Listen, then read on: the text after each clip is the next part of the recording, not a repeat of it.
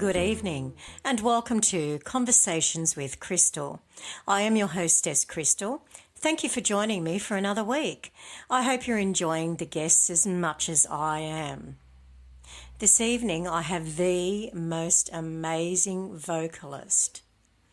She is a soul singer, a gospel singer, and a blues singer all rolled into one. She has the most amazing voice, and her name is Liza Ohlback. G'day, Liza. How are you going this evening? I'm fine. How are you? I'm going really well. I'm really pleased to be able to speaking with you this evening. You're a really great woman in the industry. And I really love that you're so out there. You do a lot to help the community of singers or vocalists. And, I love what you put out and the energy that you put out as well. Oh, thank you very much. Oh, you're welcome. Now, what I didn't mention in your intro there is that you have a band called Mercy Train. That's right. And how long have you had that?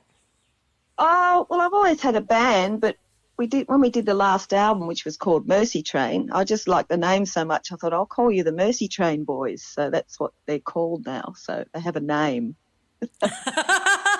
And they didn't have one before? No, it was just Liza Ohlback and band, and I never liked that. It's always, Yeah, got to give them a name. Yeah. They need to know where they fit. Now, Liza, I know that you grew up in a gospel genre, so to speak. Was your mum a vocalist or your dad? How did that all start and come about? Well, Mum and Dad Mum was a piano player and Dad played organ, and he worked for the ABC. He was a sound engineer. And Mum had a singing group which wore the smocks and everything, and they did sort of gospel choral music.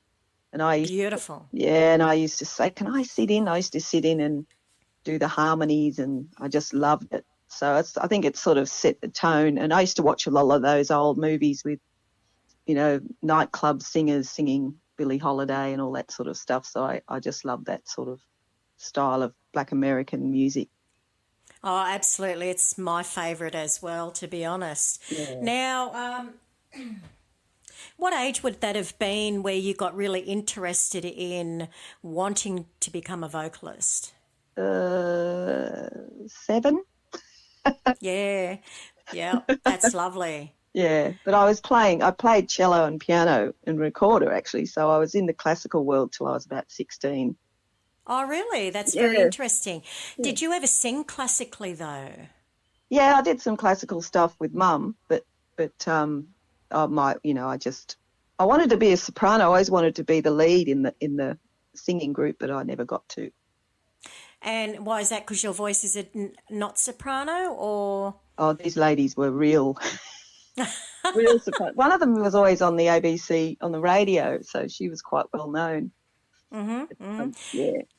It can become a little frustrating, can't it, when you're young and all you want to do is be centre stage, out the front, commanding the audience. Yeah. I didn't know at that time. I did a lot of theatre stuff with Mum, like, musical sort of stuff, and playing cello and things like that, and orchestras and. Yeah. Why the cello, if you don't mind me asking? I think I had a crush on the on the cello teacher, to tell you the truth, and I just thought it was different. So. Yeah. That's interesting. And so while we're on musical instruments, do you play any instruments now? Do you still play cello or? No, I still play recorder. I play it quite seriously, though. I don't play the little descant. I play quite about 4. I play about 4 or 5 recorders. I really love it. And I play piano and guitar, but not that well, just to write. I write. Oh, okay. And what do you prefer with guitar, like an acoustic guitar, I'd imagine, or no? Oh, yeah. No, electric guitars, no. Well, that's great. And do you find it, I find it very fulfilling to be in the music world and to be able to do gigs and, perform in front of people. I imagine because you've done it for a while as well, that you absolutely love it as well. I do. I love it at the moment when you're on there, when you're creating. I just don't like all the other stuff that you have to go through. Or The the admin, waiting. the Oh waiting, no, yeah. I don't even mind doing that. It's the waiting and, the yeah, just stuff that gets harder as you get older, I think, but you just sort of just try and enjoy the music. Yeah, right. So are you a writer as well? Yeah, A yeah, songwriter? yeah. Wonderful. For those who don't know, and how long have you been doing that for? Oh, since my first band when I was about 15, I think. 15 or That's really 16. awesome. Do you remember? Well, of course you would remember. What kind of a song was it? I still remember it, and it was a ballad that my brother and I, because my brother was in a band with me, and Nice. it's a song I wrote. It was a bluesy sort of ballad. Yeah, I thought it was all right. I don't. Yeah. You can't go wrong with a 12 bar. No, it wasn't even a 12 bar. It was sort of, yeah. It was I guess it was a rock blues sort of thing. Nice. Yeah. Nice. Yeah. So how many songs do you think you've written? Oh God. Finished. Yeah. The one. Yeah. Oh, Oh, couldn't tell you. I've got 4 albums worth. So awesome. apart from Awesome. that, yeah. Yeah. And do you find with each album, can you see yourself progressing as a songwriter? Yeah, I do, but then I look back and think, yeah, I really liked that.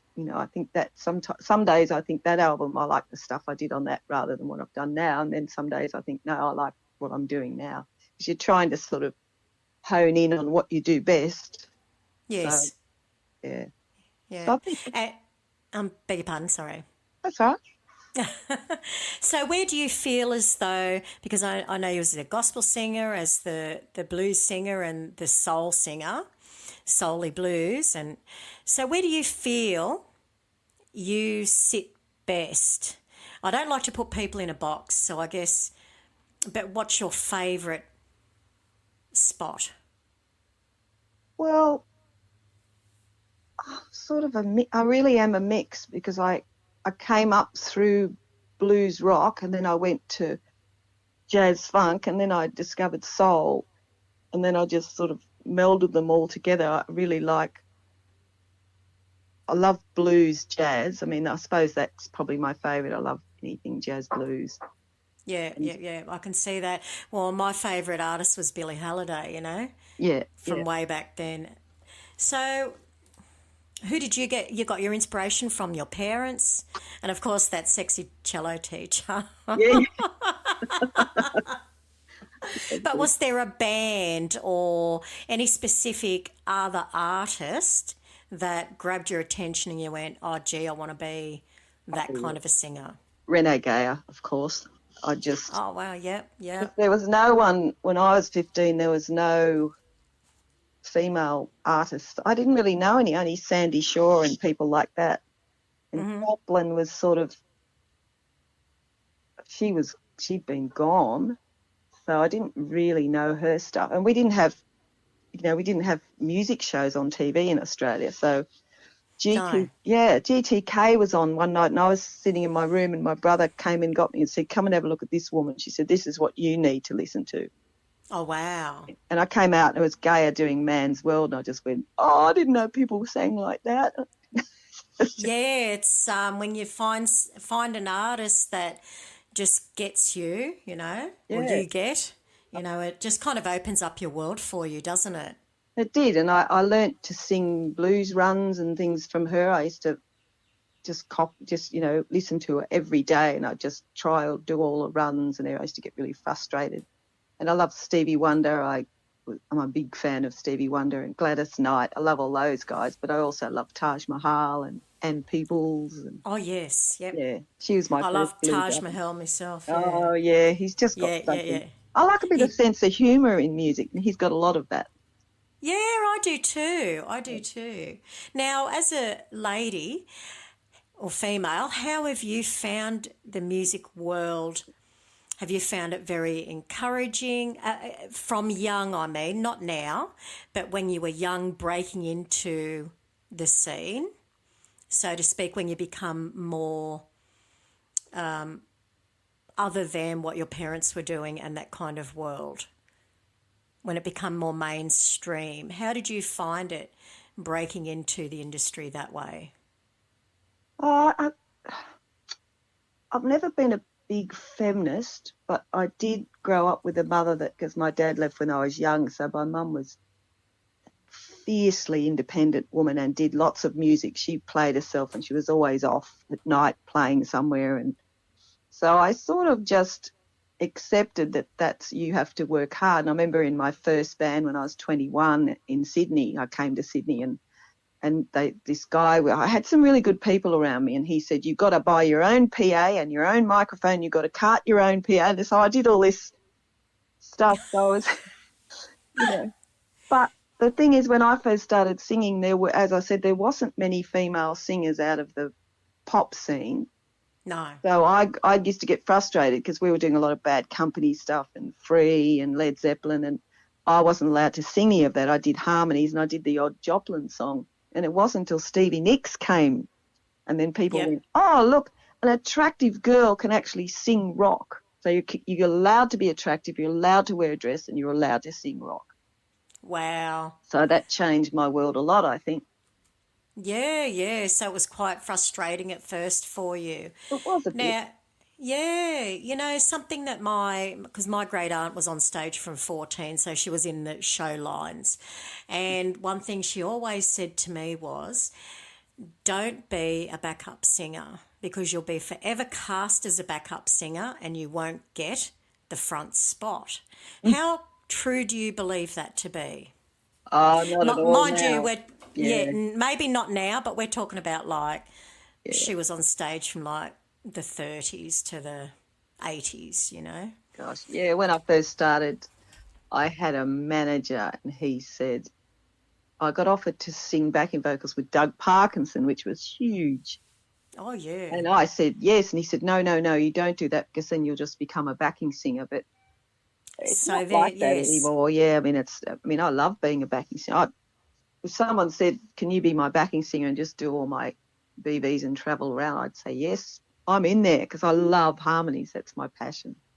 Yes, and speaking of that, I know that you run a workshop called Sing with Soul, Yes, I do. and you hold that out at, I'm sorry, remind me of the place, Butcher's Which is Brew. very, Yeah, usually on a Tuesday once a month. yeah. So now I've been to your workshop and I found it highly enlightening because I can't sing harmony.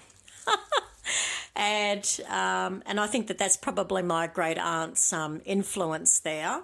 Is Yes, don't could learn be. don't learn harmonies, You want the front spot. So I wanted to learn that because, sometimes in the band, the husband will sing a song and you've got to do a backup or a harmony with him, and I have a lot of trouble with that. So how have you found when people come to your workshop, how have you found that they slot into being able to do harmonies and backups? Well, they're pretty quick. As you know, we got 3-part harmony going straight away pretty much. And just, I mean, obviously it's not, you really need to be one-on-one, but, just singing in that sort of, where you're in a group, it's so much easier. And we had some beautiful, we get some beautiful 3-part harmonies going. And the last Yes. one we did was just amazing, actually. It was, it's just, it gives me a buzz because when we first do it and even just singing, and then they all sing it together. And I said, there's a harmony. You're doing it right now. That's it, and just. Yeah, and maybe they don't even realise. No, because there's different ways of doing harmonies. And this is what I say to people, not everyone can just hear it. Sometimes you have to do it technically, like going from the 1 to the 3, and sometimes people learn it like another melody rather than as a harmony. There's all different ways. Yeah, there's different ways. Yeah. Well, I think I'm getting a little bit better because we do some, Bye Bye Love, the Everly Brothers and that kind of thing, and they have sweet harmonies. Yeah. And I think my husband says, oh, no, just do it this way. And I'm like, no, no, no, just let me go and then you harmonise with me. Yeah. That seems to be the easier way for me. But, yeah, so it's very fulfilling for you to do that. And how long have you had these workshops going for? Oh, I did them about oh, 15 years ago at Mossman Evelyn College, and I thought this is for me because I was teaching and I really don't enjoy teaching because I'm more of a motivator than a teacher. Yeah. And I found the whole half an hour with school kids just painful. There's no, I'm just not that tolerant. But when I did the adults, I thought, oh, this is great. And we used to go out to dinner at restaurants and sing. I used to make them sing in restaurants. And Oh, that's fabulous. yeah, it was fun. I thought, oh, I'll do this again one day. And I've done it at a festival too. I did it at Kiama Festival and it was fantastic. And I was telling Carolyn about it at Butcher's Brew, and she's always into stuff. And she said, oh, look, why don't we do it here? And I said, oh, it's not very big. And she said, no, but we'll make it work. And it's really working well. So Yeah, I think it does too. So you. when you said you were teaching, was that teaching singing or like mainstream teaching? Just teaching singing, yeah. Mm-hmm. Trying. I usually end up counselling people. Isn't that interesting? Yeah, I'm just not, yeah. It's just Very, very interesting. So you like doing groups of people more than a one-on-one, but you would do a one-on-one, correct? not No. no, I just don't enjoy it. And group singing, people come along, adults come along, especially adults, they come along to sing and enjoy it, and it's just a different thing. They really want to sing and they really want to sing with other people, but you get people who just come for a lesson every week for half an hour and they're not really into it, and Yeah. I don't know, I just don't. I had a Yeah, no. yeah, I've kind of found too with people that do singing lessons, and of course everyone has at one point. Unless you have a goal in mind, what are you working for? So is it to be a solo artist or is it to be, in a duo or a band, or, what is their end focus other than just wanting to sing better? Yeah, I think I always tried to get people to, especially young ones, I'd say, get together with a friend of yours who plays guitar or piano and just sing together and, just learn some songs and play them together, because it's just boring otherwise, I think. Yeah, you're right. And I find too, being able to play an instrument and sing, that helps you actually sing in tune. Oh, yeah. As long as your guitar's in tune. There is that. Yeah, That helps. I always wished I'd gotten really good at piano and guitar so I could go out and play solo, but I probably wouldn't enjoy it. I don't know. You like having other people around you. Oh, yeah, bouncing off each other. And I've got a good, really amazing group of musicians that I work with, and they're all just, because we use Clayton Doley and my husband on drums at the workshop. Absolutely, and they're just amazing. Yeah, so, it's a real buzz. Oh, yeah. So from one married woman to another, how do you like working with your husband? I don't know any different. We met and he joined my band 2 weeks later.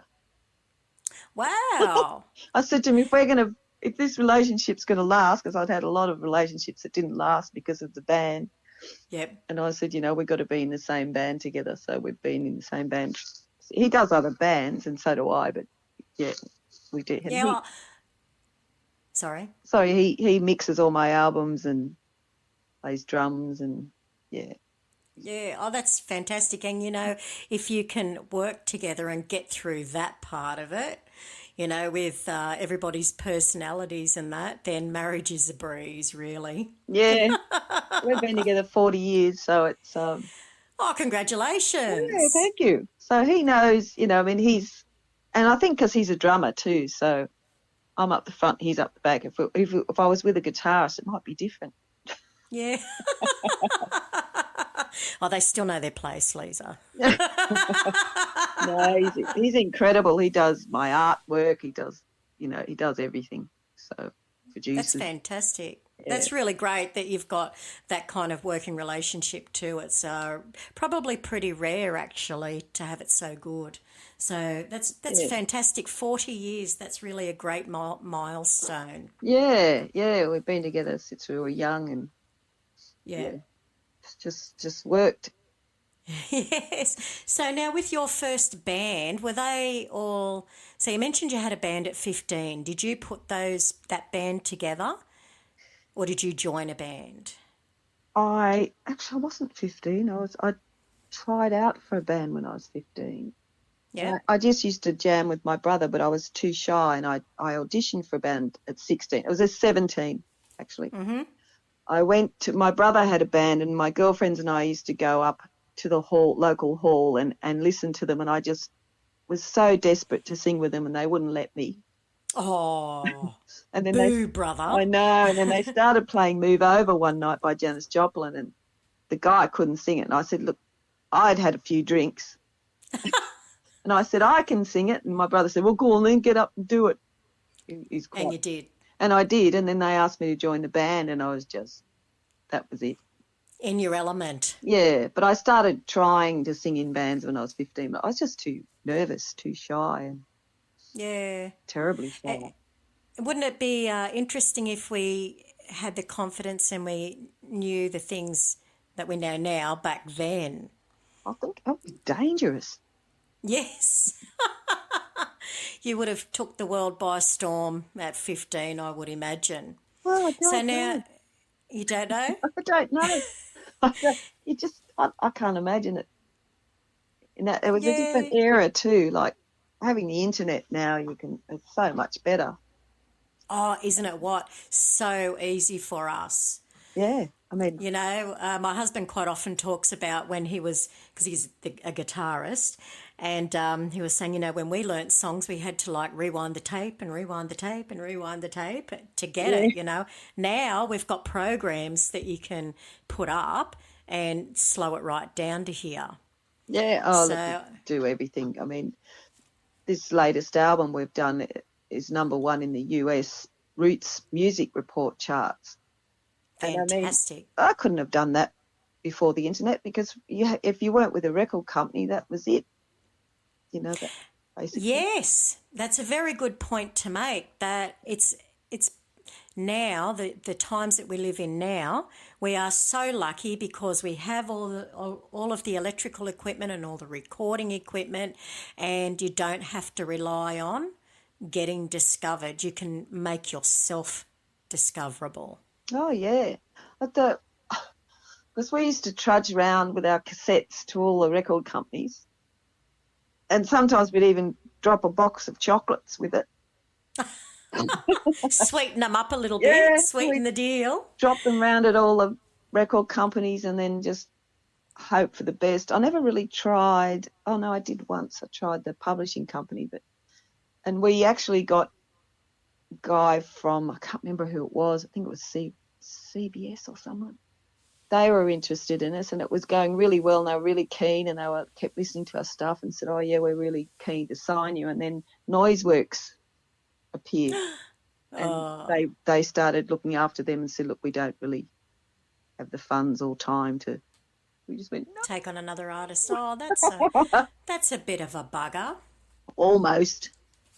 Yes, almost. But you know, like we said, that you have all of this, we all do, have all of this stuff available to us now. We can go into a recording studio if we want, or a rehearsal studio, or we can do it all at home. Yeah. It's just so geared towards being able to record your own music now. And I think that that's just a fantastic advancement in this industry. Yeah, it's just being able to promote yourself without leaving your house. You know, I mean, That's true too. That's true too. blessing. Yeah. I mean, we So used to have to do poster runs in the middle of the night, you know, hiding from the police, putting posters up. putting them on the telegraph poles. Yeah, from the back of a panel van or something. Stop the car. Now, do you have any of those old posters? Did you keep any? Yeah, I kept a few. One for a band I was in called The Raven, Pretty bad. Yeah. And what kind of band was that? What did you sing, or was it your own music, or? Yeah, it was half covers, half original. We're called The Raven, which was it sounds like a heavy metal band, but it was like a Toto foreigner type band, and we did all the supports around for all the big bands like Mice X and all that. So, Oh, yeah, how interesting is that? yeah, it was a lot of fun. I mean, it was a real buzz, but yeah, it was funny.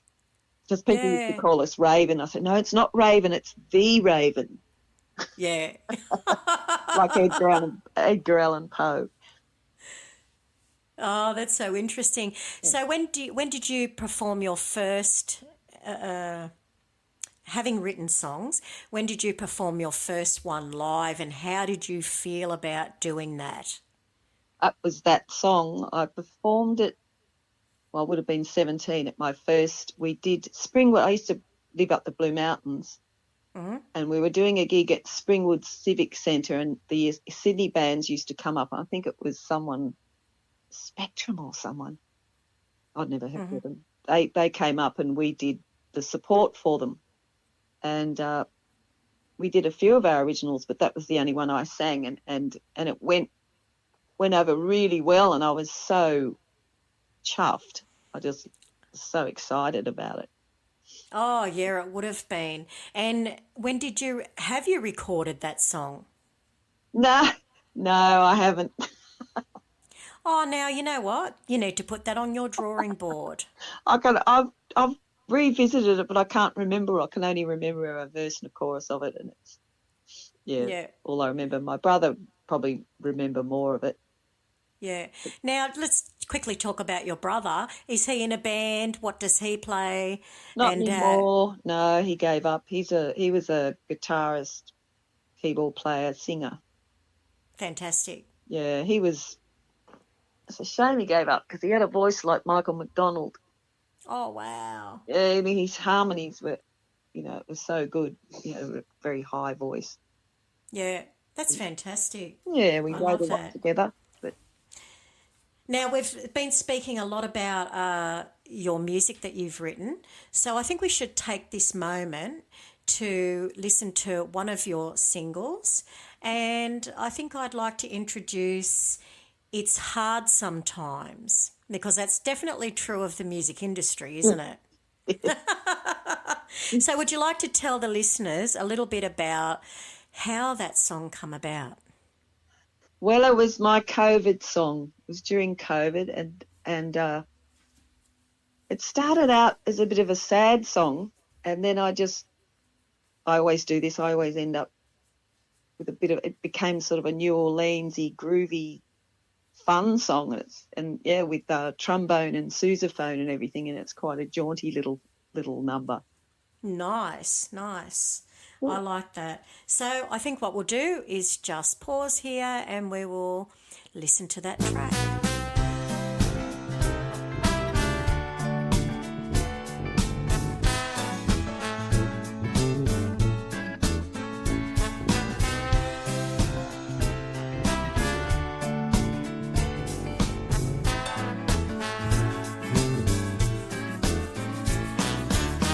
I don't need fortune and fame, just need enough to get me through the day.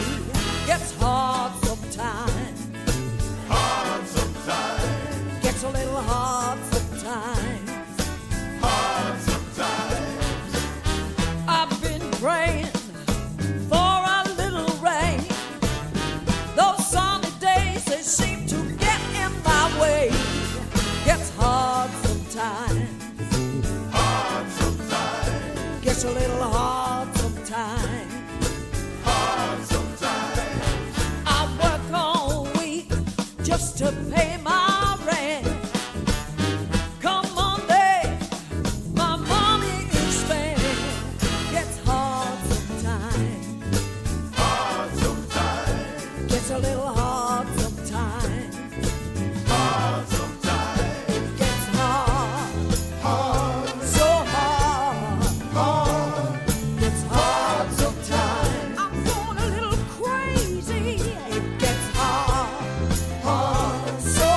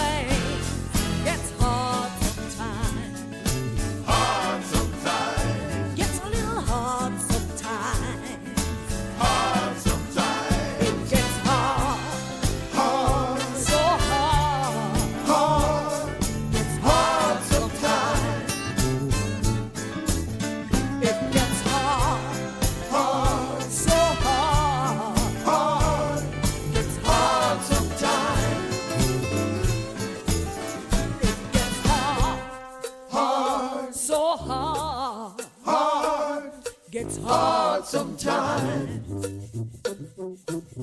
It gets hard. Hard. So hard. Hard. Gets hard sometimes. I'm doing the best I can. Gets hard. Hard. So hard. So hard. It's hard sometimes. Oh, somebody gotta help me now. It gets hard. Hard. So hard. Hard. It's hard sometimes. It gets hard. Hard. So hard. I need a little help. It's hard sometimes. I need a little love. It gets hard. Hard. So hard. Hard. It's hard sometimes. Shake a pop and that bang, bam, bam. It gets hard. Lord, it gets so hard. So hard. Hard.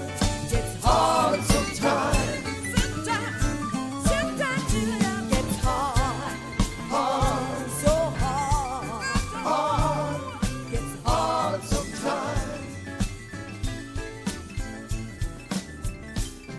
Everywhere I look, people struggling, fighting.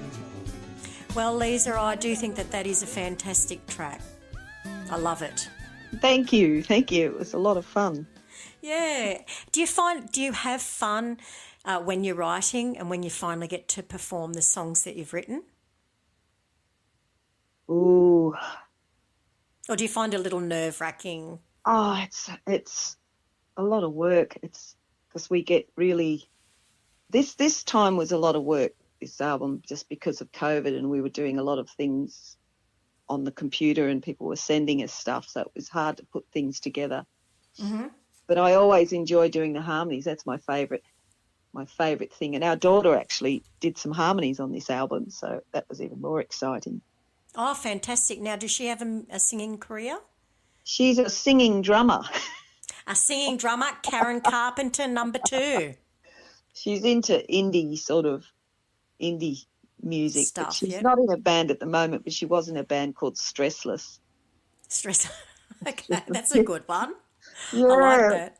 But she's actually, her previous boyfriend, they were together from the age of 15. They travelled around the world because he had a band called Beef Jerk, and they sort of an underground, and they travelled all around the world in Germany and the States. And so she's done a lot more than me in a short career. Wow, good on her. Good on her. How old is she now? She's 33 now. 33. So Yeah. I guess that she picked up drumming from her dad. Drumming from a dad, singing from a mum. Yeah. Good on her. Well, she's double trouble now. Double job. Brilliant artist too. Really good artist. Oh, nice. So draws and paints and that kind of thing. Yeah, she's a very creative little thing. She's a lot quieter than me, so she's got a more genteel voice, beautiful voice. Right. Quite sweet, maybe. Yeah, very sweet. She gets quite embarrassed when she sings with me. She said, "Oh, I can't sing like that." And I said, "Well, you don't have to. It's the beauty of your voice. It's what it is." Yeah. Oh, that's gorgeous. I love that you've got a daughter or a child that, is kind of taken after you too. I think that's quite rare. Yeah, I think so she's got her own thing, that's for sure. yeah.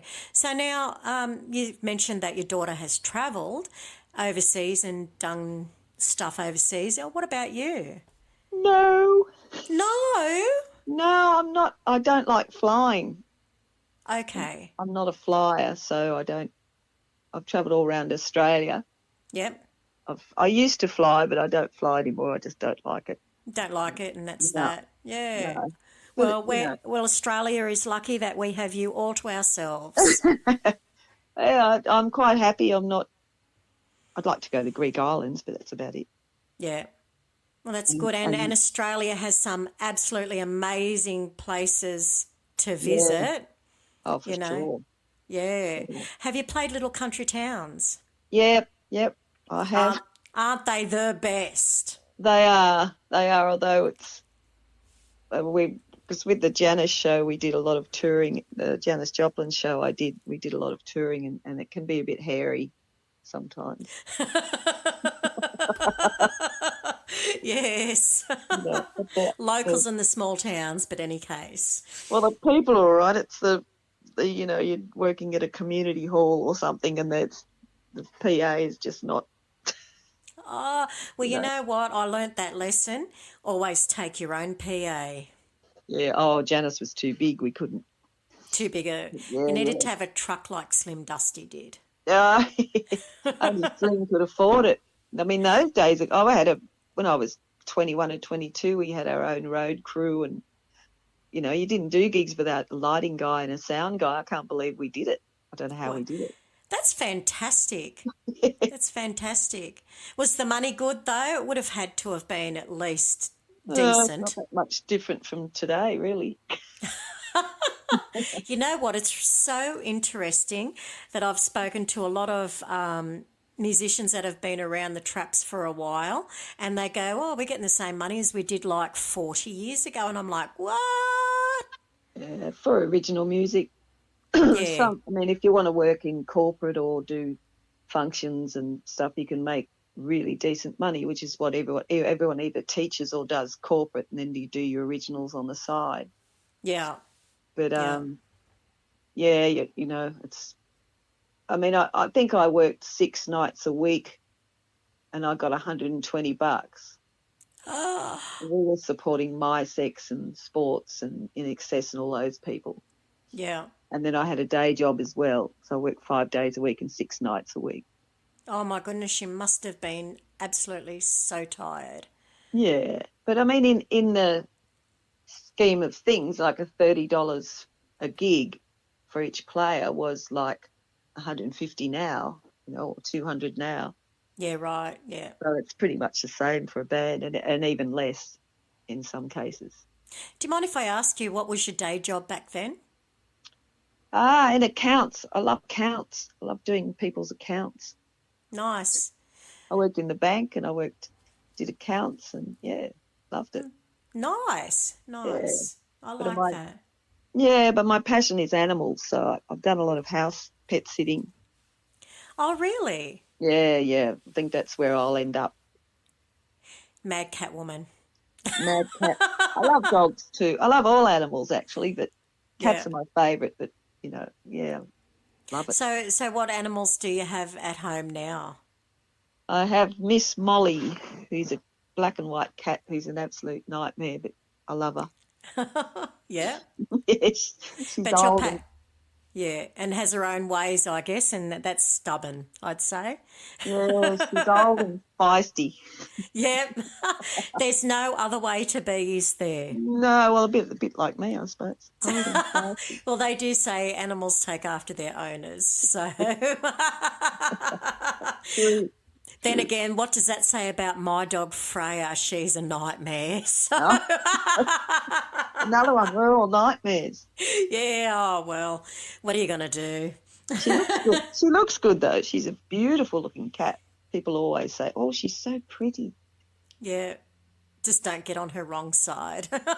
No, well, sometimes she'll just be sitting there and you'll pat her and she'll just attack, and you go, "What was that for?" Oh, you maybe patted once too many times. Exactly. Or you touch the wrong part. Yeah, that's funny. Animals are just hilarious, aren't they? Yes, they are. Just hilarious. So now you mentioned a moment ago about a Janis Joplin show. Would you Yeah. like to tell us a little bit about that and how that came into being? Well, I got approached. It was about 2013. I got approached by a lady called Christine Keeble and a guitarist who I'd been working with, Jeremy Edwards, and they were doing this show they were actually doing it with Jeff Duff. Mm-hmm.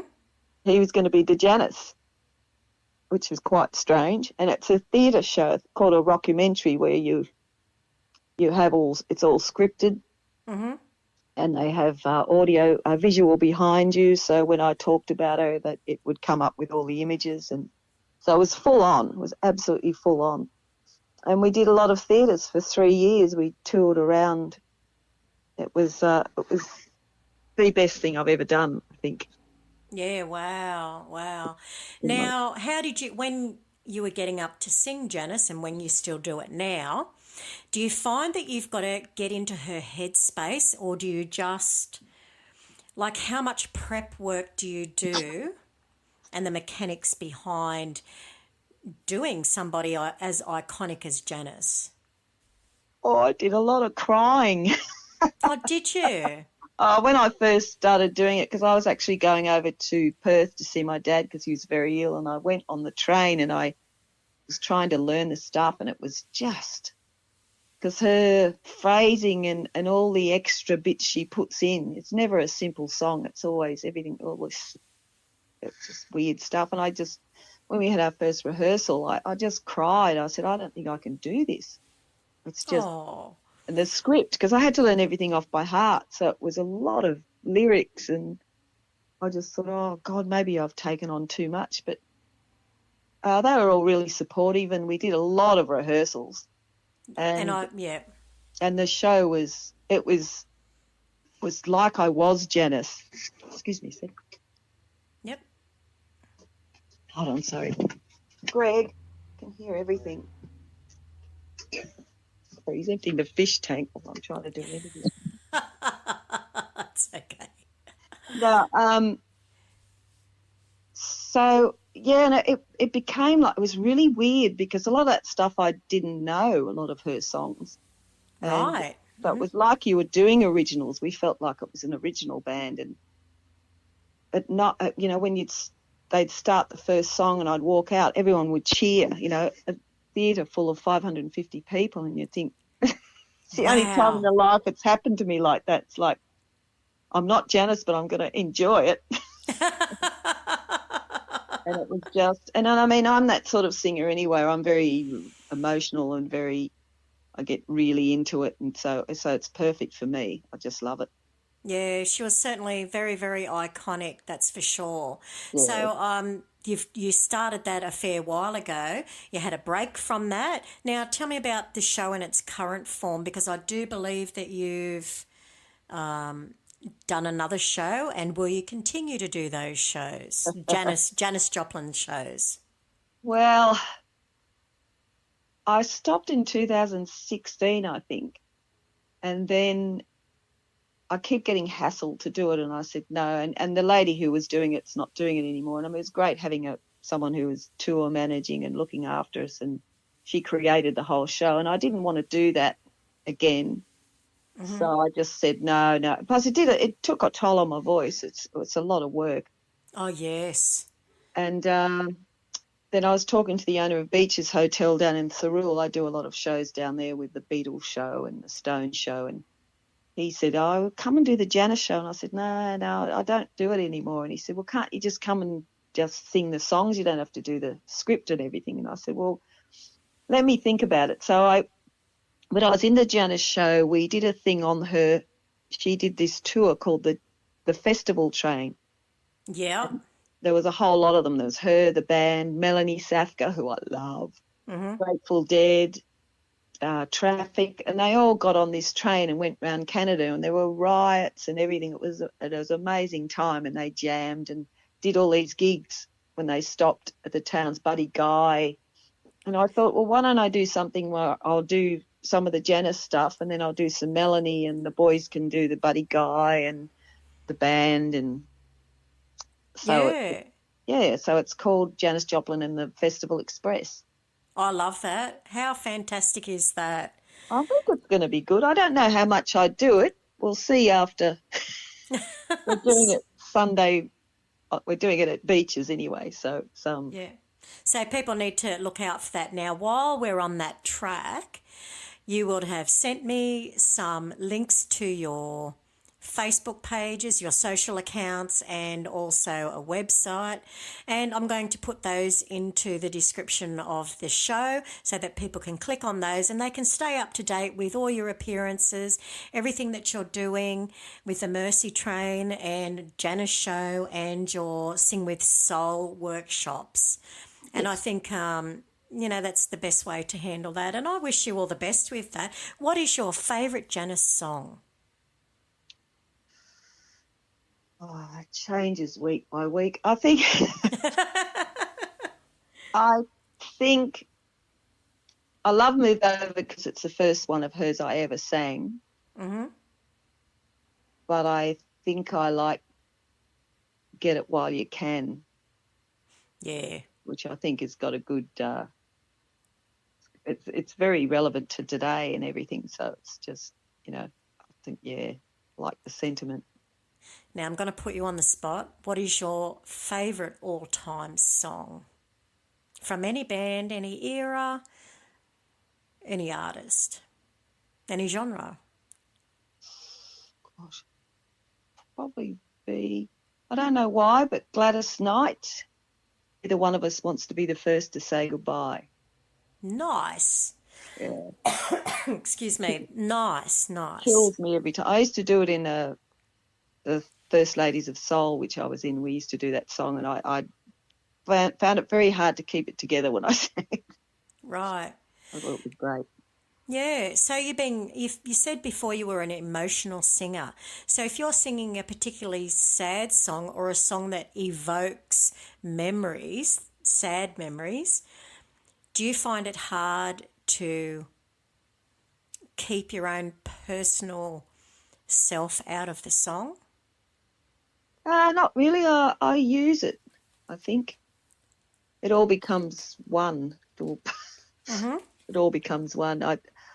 There's songs that connect, like Cry Me a River, which my dad loved. It was one of his favourite songs, Julie London's version. Whenever I sing that, I think of Dad. Beautiful. But if you like the lyrical thing of, and there's some mood about some songs that just have this mood, and you just go into a different place. Yeah. And I think that's important as a vocalist to be able to do that too. Yeah, and judging the audience, like trying to tap into them and get them to feel what you're feeling. Doesn't always work, but... Yeah. Well, I cannot imagine that you have ever had a dud gig. Many. No. I was actually where were we the other day? Berkeley. And I said to Greg, I just remembered that we got booed off stage here at Berkeley Sports Club when I was young. No. What? Yeah, because we were a funk band. We were doing funk and blues, and we were playing at this place. And it was during when everyone was doing new wave, new wave sort of stuff. And they just booed us off. We were doing Michael Jackson. Oh, how rude. It was funny. And my brother told the audience off because he was very blunt, and he just said, blame the agent, not us. We're just doing what we were told to do. And then the people who ran the venue asked us to go home. Just go home, you'll get paid. Oh, wow. Yeah, that was pretty scary. Oh, yeah. So now we're talking about stories. So have you got maybe a funny story or another really interesting story from a gig that you've done? You're giggling, so you must have a good one. One I'll never forget. I'll try to make it short. I had the 3 girl singing group, which I had for years, and the 3 of us did this gig at, it used to be a venue, I can't remember the name of it, was opposite the entertainment centre. Mm-hmm. I can't remember, I think it was JB's or something. And we were doing a function there. They hired us 3 girls and piano. So we were doing our stuff, and but it started badly because it was turn of the century, and they asked us to wear turn of the century clothes. They gave us money and said, go to this place and you can hire outfits. And when we got there was hardly any left because everybody had gone to hire. Mm-hmm. So all of us had ill-fitting things, and one of the girls was very tall and her dress came to her, calf, and she had orange sand shoes on because she forgot to bring her shoe. It's just an absolute nightmare from start to finish. And they had, in the actual place, they had a petting zoo. Oh. So they had little pigs, and they had people dressed up as turn of the century, pigs and sheep. Yep. And we're trying to sing. We're being told to turn down because the pigs were so loud. We're trying to play over the pigs and the sheep. And then there was all this ruckus outside the window, and there was this big protest, all these people going down outside because the Russian circus was on. the entertainment centre. Okay, And I just went, oh, my God, we've got a bloody room full of these poor animals that are not happy. yeah. And there's all these, and I thought if they look over here and see us in here with this, they might come in here and kill us. Oh, jeez. Was just awful. And then they all of a sudden at about 8 o'clock, they all disappeared. They all just walked out. Some guy came and rang a bell and said, hear ye, dinner's ready. And they all took off and left us in this empty room with these animals. And I said, oh, can we stop now? And they said, no, you're booked to 8:30. You have to keep playing. Oh, my God. Seriously. So, but it got worse. And so we sang and we thought, our manager was with us and we said, you're going to pay for this big time. And the animals got out. So, we're singing and there's these little piglets running around screaming and ducks and it was just I've never forgotten it. I think that's fabulous. It was a good night. Not. Look, at the time it probably wasn't, but look back at it now. How hilarious is that? Yeah, it was good fun. So I've Yeah. had many strange gigs. Yeah. Can you give us another one then?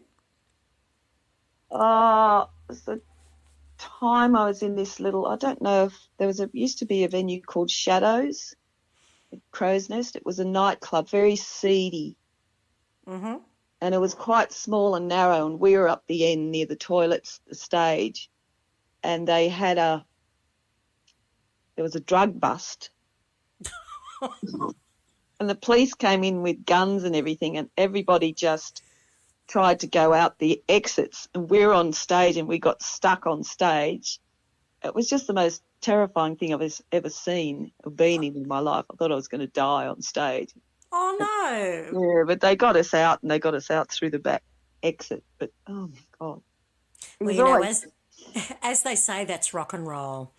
it was. Look, the way we stopped playing there is we turned up one Saturday. We were walking in the laneway behind it to go to the Woolworths or something, and we saw them dragging all the furniture out. And I said, oh, what's going on? They said, oh, we're closed.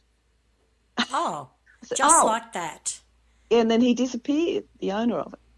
Oh, well, that's quite suspicious, isn't It it? was pretty bad. But, amazing people played there. Crossfire and Ian Moss got up and played with us once. I mean, people just, gay. People just walk in there at 2:30 in the morning and get up and jam. It was an incredible place.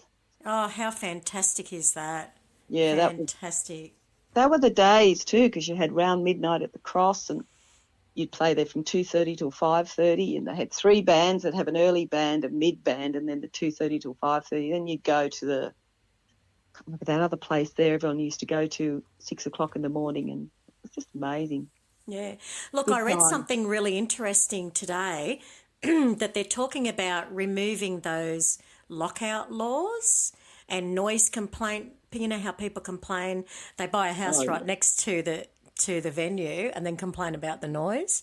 Yeah. So I read that today and I thought, oh, that's going to be really good for our industry because we'll be able to do the later night ones, because people are just going to absolutely flock to it. Look, it's ridiculous. Mossman Bowling Club, or it's Warringah Bowling Club, have just had this. They were on the news not so long ago because they've had so many noise problems. And that bowling club's been there, 120 years or something. Yeah. And this one guy keeps complaining, and apparently they complain about the balls clinking on the lawn. Oh, my God. It's just ridiculous. Isn't that somebody with no time, like too much time on their hands? Yeah, and the bands don't even play there at night. They play there from, I don't know, 3 till 6, I think, on a Sunday. It's just, come on. Yeah, I don't quite understand that. The venue has already been there. Yeah, exactly. Native Rose was one as well where... Yeah, I played the last gig there, I think. Oh, yeah, cool. A I gorgeous played place. there. I loved it. Loved that place. And of course, they had the blues jam there. So Yeah. we frequented there, every week. One of the neighbours complained, it's like, hang on, it's a pub. Yeah. Why buy a house next to a pub? I don't understand that thought process and expect it to be quiet. Well, it's not In even any case. loud. I mean, that place finished quite early. I think we finished at 10 or 11 or something. And Yeah. it's not like it's in the middle of a suburb or anything. There's a big main road there. So, yeah. Yeah. Look, when I was 16, I lived down between the Merton and the Native Rose in one of the side Oh, okay. streets down there. And that was going, God, nearly all night. And you could hear it from where I lived, and it was just fantastic. Although I didn't used to really go to the Merton at that stage. There was one exactly across the road, the Shamrock Rose, Thistle and Thorn. Yeah. That's the one I used to go to at 16. Oh, God. There was so many. There was, and it was just so much fun. Yeah. Back in the 80s, I look at people now and they go to a pub and they decide sitting on their phones and eating their pulled pork or whatever the expensive bistro is, and I just think, God, we used to go here to have fun. Yeah. Listen to music and then go and eat a hamburger afterwards somewhere or it's just what's happened. Yeah, the world's evolved, and, for us with recording stuff at home, it's evolved in a really good way, but in other ways, all the technology hasn't for humankind as such, I don't think, because who wants to see a person sitting on their phone all the time? Yeah, it's been, and we all get into that sort of. We do, yeah. I caught myself doing it the other day and I went, what am I doing? We should be talking here. Why are we looking at our phones? Stop. Yeah, standing in line, in queues now, like I stand in a queue, I used to talk to people. Now everybody's on their phone. I think, oh, who do I talk to? And a lot of people now don't want to talk. No. You know? It's so sometimes some things haven't changed for the better, have they? Or I actually knitted in the Mansell room. Yeah. I actually brought my knitting to a gig. I remember Tom Emmanuel sitting down with me and go, "Are you knitting?" And I said, "Yeah." And he said, "Right." I said, "Well." It's relaxing, man. Yeah, I just sit around for bloody hours, so I'd knit. Yeah, that's right. Well, why not? Why not? Yeah. Cup of tea and knitting. Nice.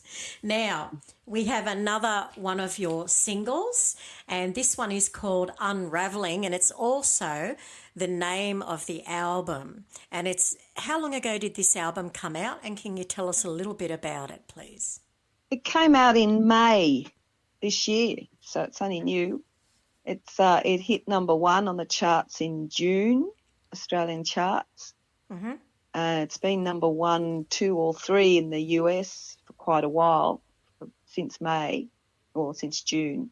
Mm-hmm. So it's done really well. It charted in the UK too. And I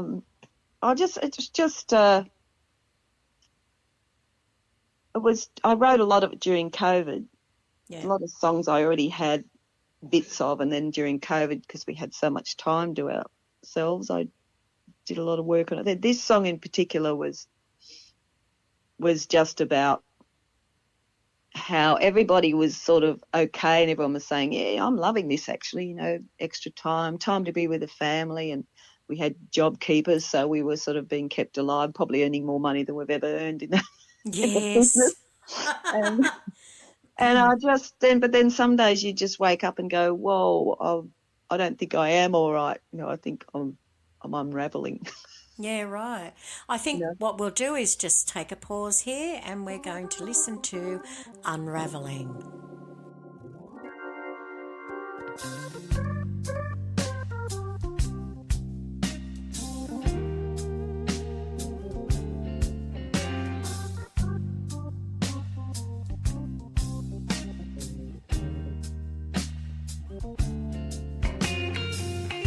Feels like I'm unraveling, slowly losing control. And it's more than I can fathom, and everything is feeling so close. So close, I'm losing my head.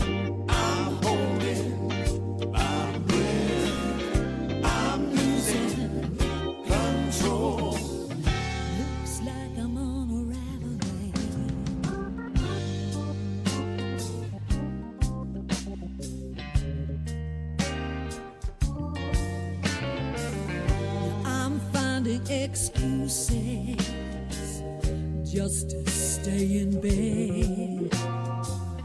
Those day-to-day choices, something that I dread. I'm losing my head. I'm holding my breath. I'm losing my mind. I'm making no sense. I'm losing control. Feels like I'm unraveling.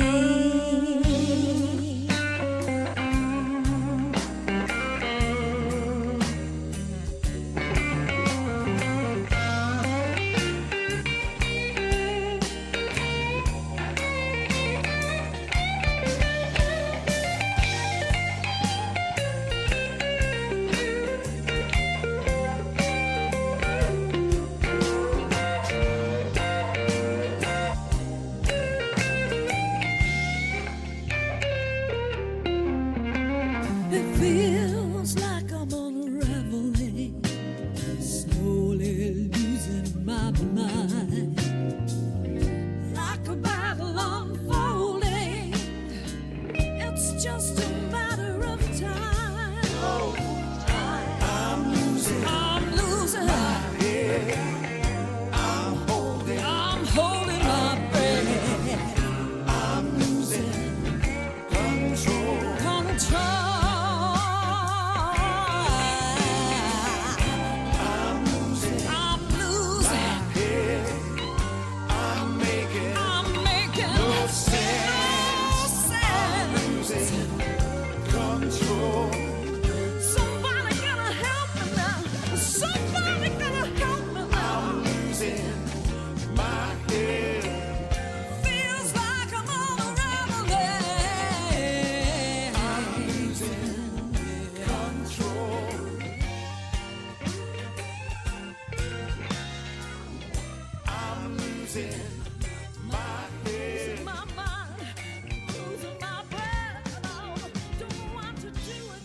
Well, Lisa, you know, something I've got to say is that you're a very, very talented songwriter as well as vocalist. Oh, thank you very much. Well, Oh, you're quite welcome.